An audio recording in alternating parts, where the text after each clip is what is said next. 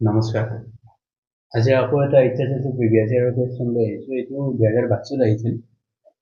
প্ৰশ্নটো আছে যে দুটা ক্ৰমিক যোগাত্মক অখণ্ড সংখ্যাৰ পূৰণফল 306 বা 306 হ'লে সংখ্যাৰ এটা নিৰ্ণয় কৰিব দিছে। এতিয়া এইটোত আমি সংখ্যাৰ এটা প্ৰথমে ধৰি ল'ব লাগিব। আমি ধৰি লওঁ যে ধৰা হ'ল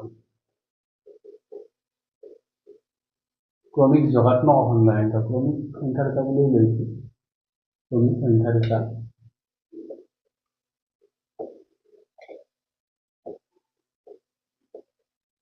ক্ৰমিক যোগাত্মক সংখ্যা বুলি দিব লাগিব। ক্ৰমিক যোগাত্মক সংখ্যাৰ এটা x আৰু x plus 1। আকৌ কৈছে যে অখণ্ড সংখ্যাৰ পূৰণফল 306। এতিয়া প্ৰশ্নমতে আমাক কি বুলি কৈছে, ইয়াৰ পূৰণফল x into x plus 1 into আমাক 306। এতিয়া x square plus x equal to 306 আমি পালো। এতিয়া সমীকৰণটো হ'লে এনেকুৱা হ'ব, x square plus x minus 306 equal to 0। এতিয়া এইটো যদি আমি উৎপাদক বিশ্লেষণ কৰিব লাগে, আমি 306ক এনেকুৱা সংখ্যাত ভাঙিব লাগিব যিটো যোগ অথবা বিয়োগ কৰিলে আমি কি পাম, x পাম। এইটো আমি প্ৰথমতে এবাৰ কৰি চাওঁ। 306 দিলে 1 5 3 দিলে 5 into 1 হ'ল 7 18, আমি এইটো ভাঙিলে 18 আৰু 17 পাম। গতিকে এইটো যদি আমি ভাঙি লওঁ, গতিকে x square plus 18x minus 17x, 18x পৰা 17x গ'লে x থাকিব minus 306 equal to 0।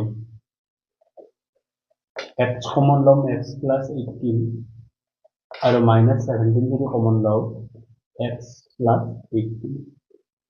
ইয়াৰ পৰা আমি পাম x plus 18 আৰু x minus 17 equal to 0। এতিয়া আমি পালো x equal to পালো minus 18 আৰু x equal to পালো 17।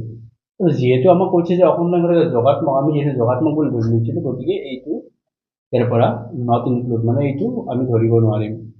x equal to 18 কেনসেল হৈ যাব, আমি ধৰি ল'ম x equal to 17। গতিকে ক্ৰমিক সংখ্যাৰ এটা হ'ব, ক্ৰমিক যোগাত্মক সংখ্যাৰ এটা হ'ব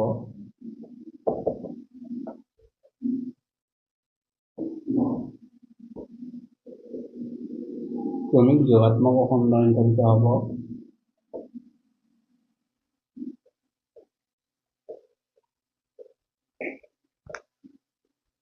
x equal আমি পাইছিলো 17, গতিকে x equal 17 আৰু x plus 1 হ'ব 18। Thank U.